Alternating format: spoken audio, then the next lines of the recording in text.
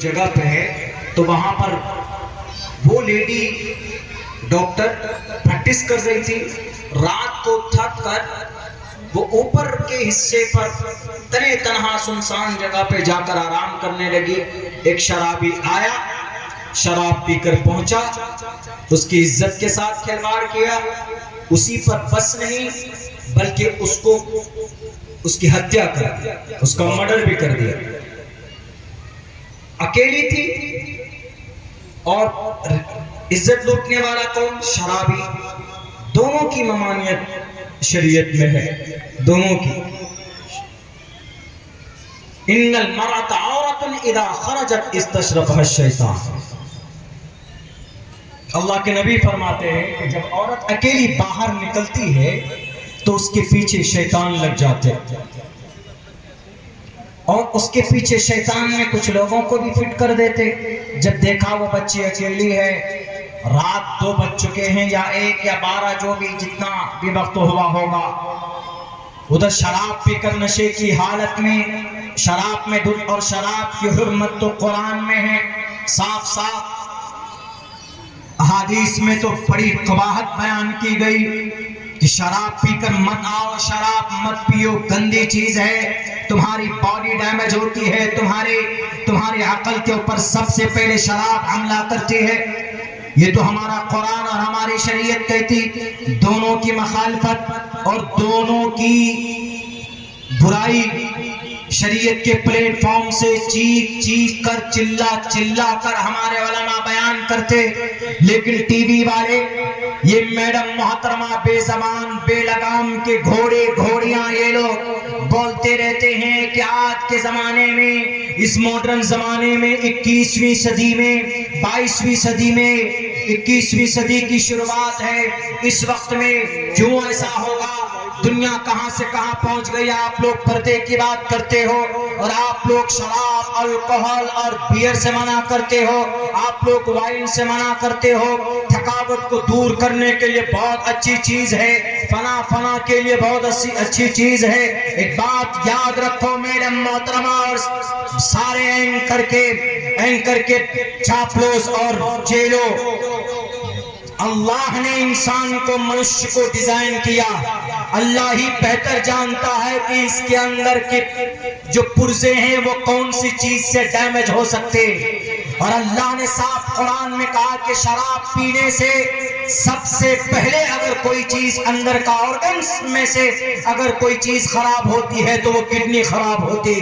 اور کڈنی ایک ایسی چیز, ایک ایسا حصہ ہے باڈی کا کہ آپ کے پوری شریر کی ٹوٹل بیماریوں کا ایک مخرج ہے. اگر آپ کی کڈنی صحیح ہے تو آپ صحیح ہیں. اگر آپ کی کڈنی کے اندر اگر انسولین نے سپلائی بند کر دیا, اگر آپ کی کڈنی کے اوپر, اگر آپ کے کڈنی پر سوجن آ جائے, آپ نے کڈنی کے اوپر چربی آ جائے تو آپ کو شوگر, ڈائبٹیز جیسی مہلک بیماری اور آپ بی پی کے بیماری ہو جائیں گے.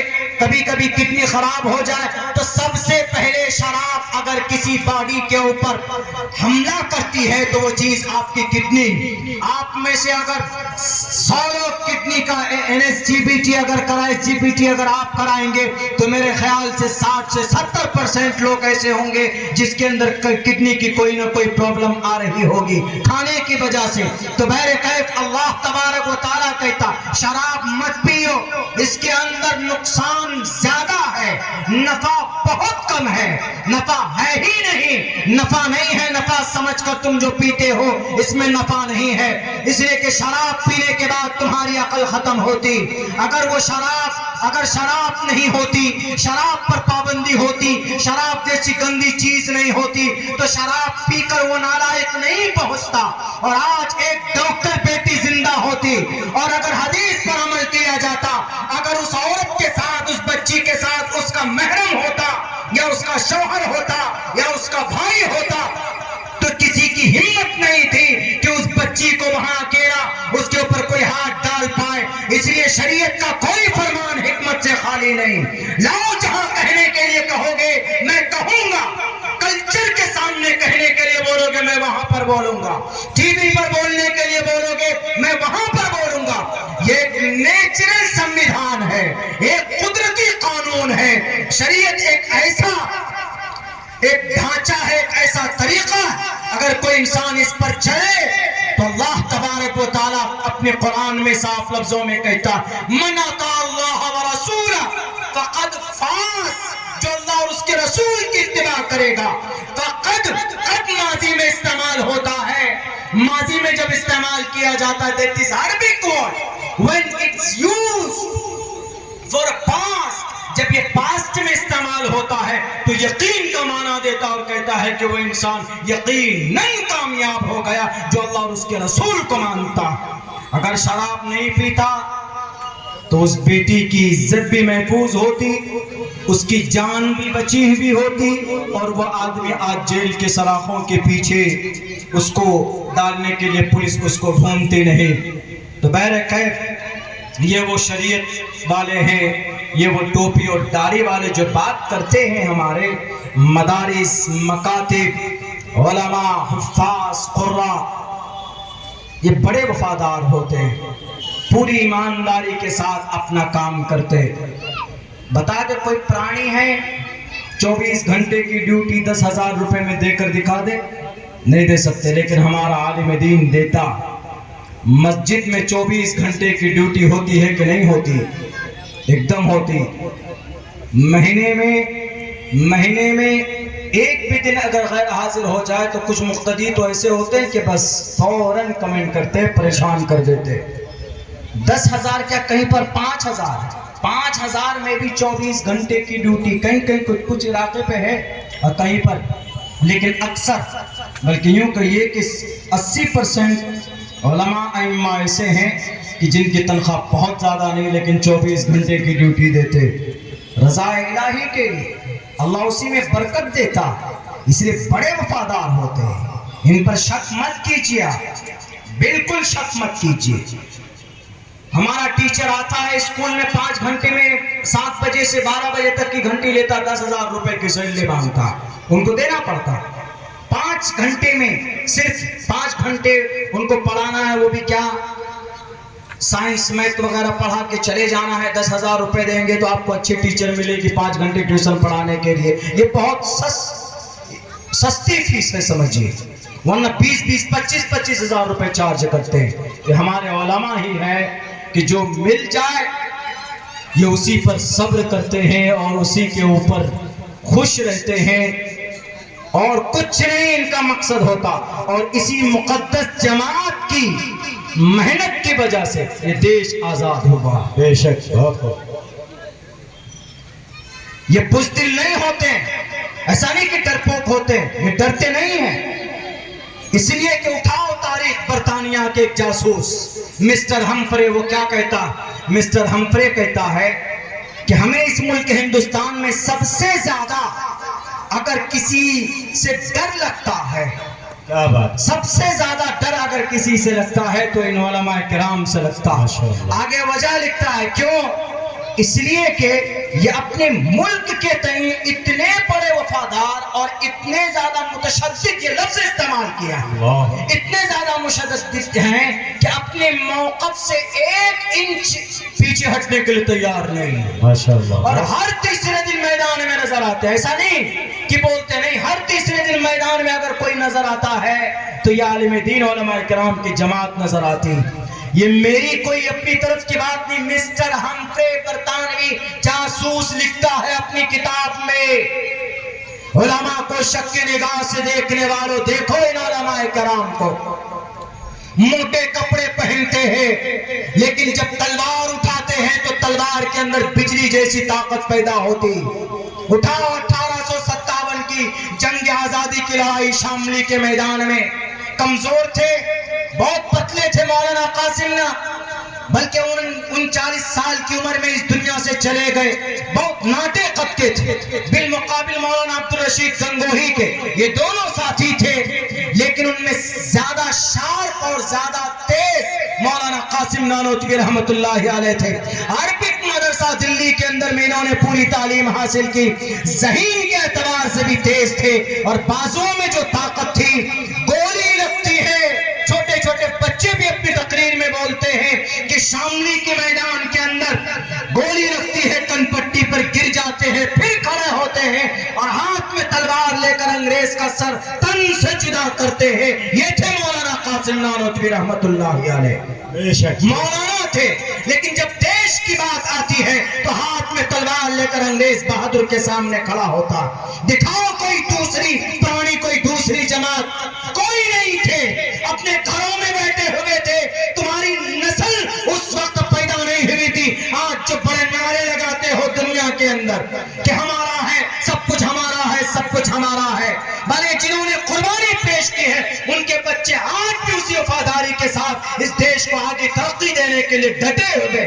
ان کے بچے آج بھی محنت کرتے ہیں. اسی لیے میں قسم کھا کر یہ بات کہنے کے لیے تیار ہوں, اگر دوبارہ اس دیش کو سونے کی چڑیا بنانا ہے تو تعلیم کے ذریعے سے, ایمانداری کے ذریعے سے, محنت اور پیار کے ذریعے سے, محبت کے ذریعے سے کام کرو. انشاءاللہ پھر سے یہ دیش ہمارا سونے کی چڑیا کہلائے گا, اس لیے کہ اس کے اندر ایسے ایسے لوگ موجود ہیں, ایسے ایسی ذہانت موجود ہے. انشاءاللہ doctor A P J Abdul Kalam 5 targeted missile بنا کر دیتا. انگریز کہتا ہے کہ ایسا ذہن کہاں سے لائے ہو, اے پی جے عبد الکلام کیا کھاتے ہو؟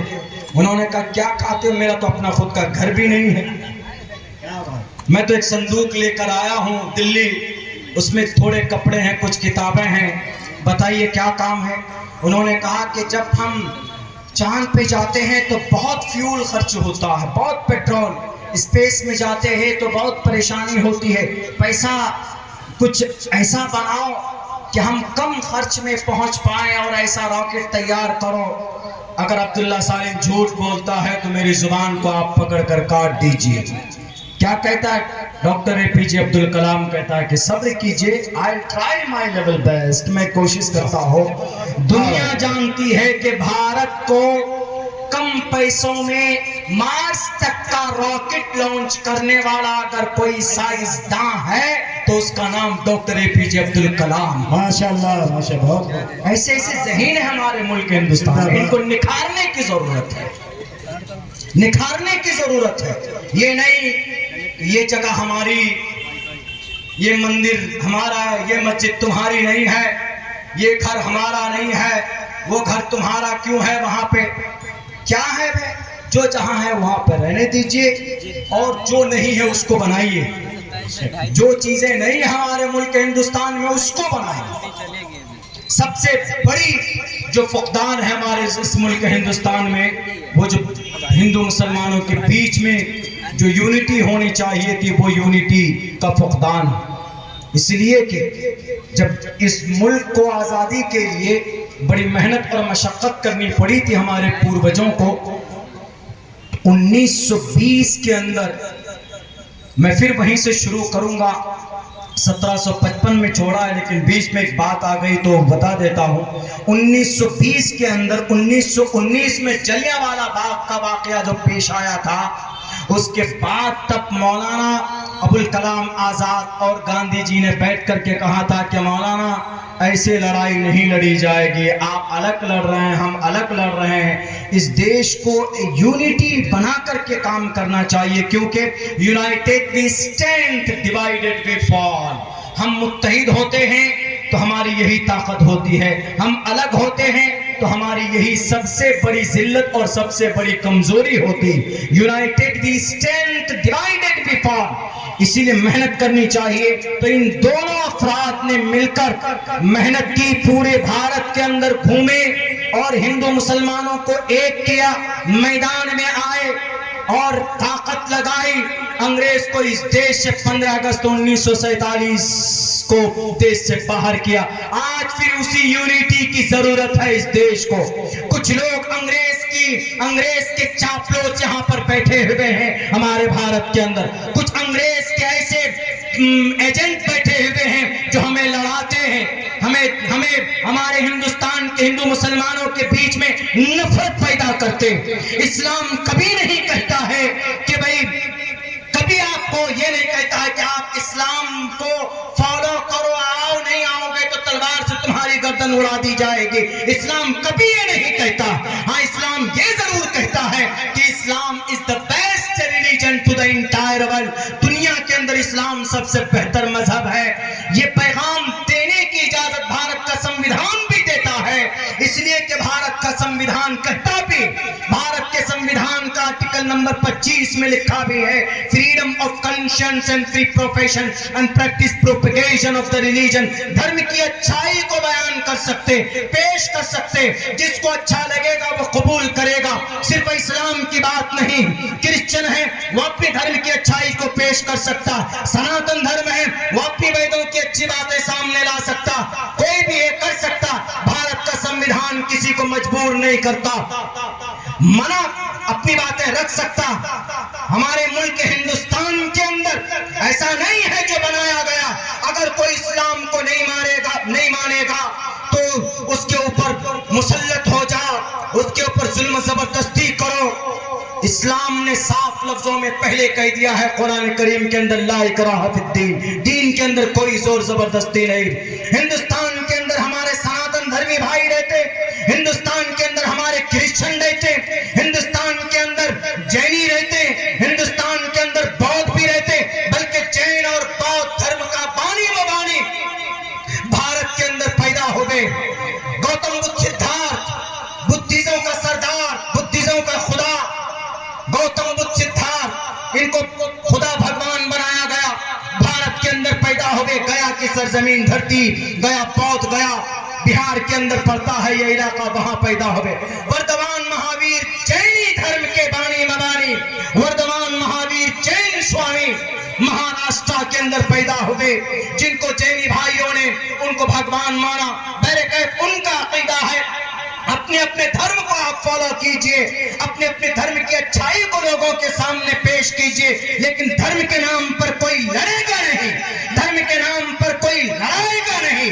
اگر ایسا کرتا ہے، لڑانے والا بھی شترو اور لڑنے والا بھی تو مہا بیوقوف، اس لیے کہ لڑنے سے آپ کے گھر تباہ ہوتے، آپ کی دکانیں جل جاتی، آپ کے بچے مارے جاتے ہیں، بلکہ 1-2 گھنٹے کے اندر فساد ہوتا، پورا شہر گزر جاتا ہے۔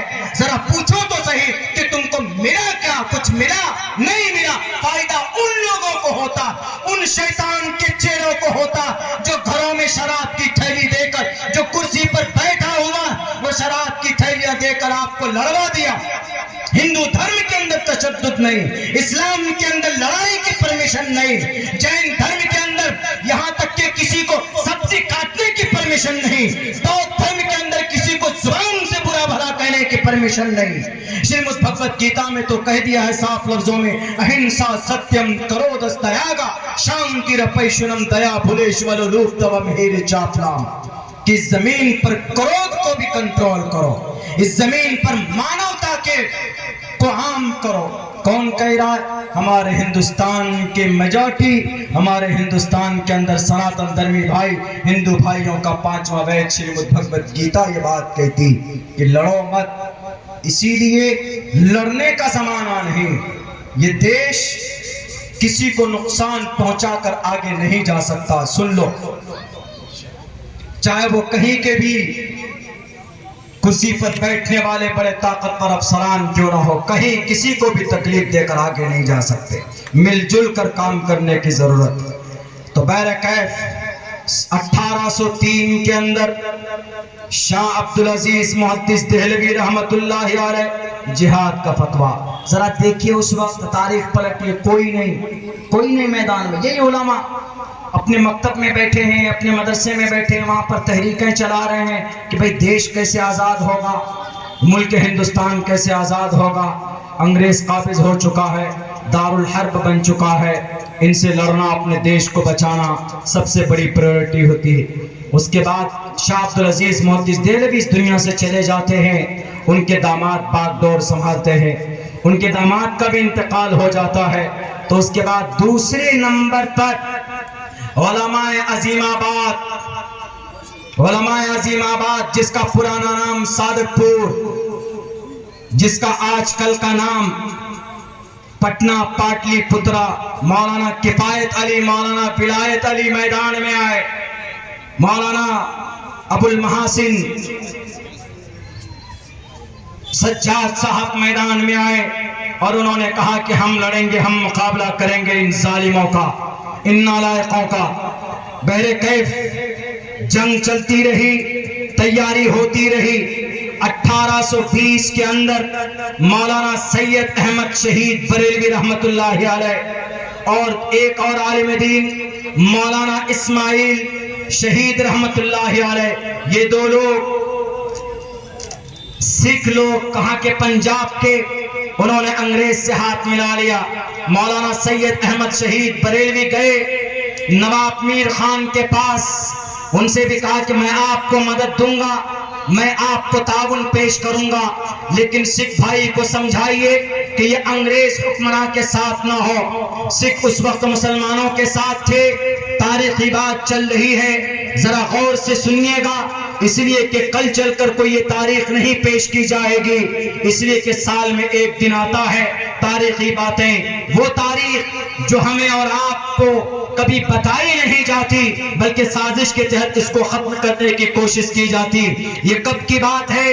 اس وقت کی بات ہے جس کو تاریخ کی کتابوں نے نئی نئی مورخین جو پیدا ہوئے، جنہوں نے ڈکشنری آف مارٹرز لکھی ہے، انہوں نے آپ کی اس بات کو نظر انداز کیا ہے۔ مولانا سید احمد شہید بریلوی کی تحریک کو اس کے اندر جگہ نہیں دی۔ دنیا جانتی ہے کہ 1831 کے اندر جب سکھ انگریز سے مل چکے تھے تو بالا کوٹ کا آپریشن شروع کرتا ہے کون؟ دو مرد مجاہد، مولانا سید احمد شہید رحمت اللہ علیہ اور مولانا اسماعیل شہید رحمت اللہ علیہ، یہ دونوں فرد 50 سے 70 لوگوں کو لے کر 1831 کیوں ختم کیا 1831 کی تاریخ کو اپنی کتاب سے؟ بلکہ بالا کوٹ کی پہاڑی پر اپنے 50 سے 71 لوگوں کو لے کر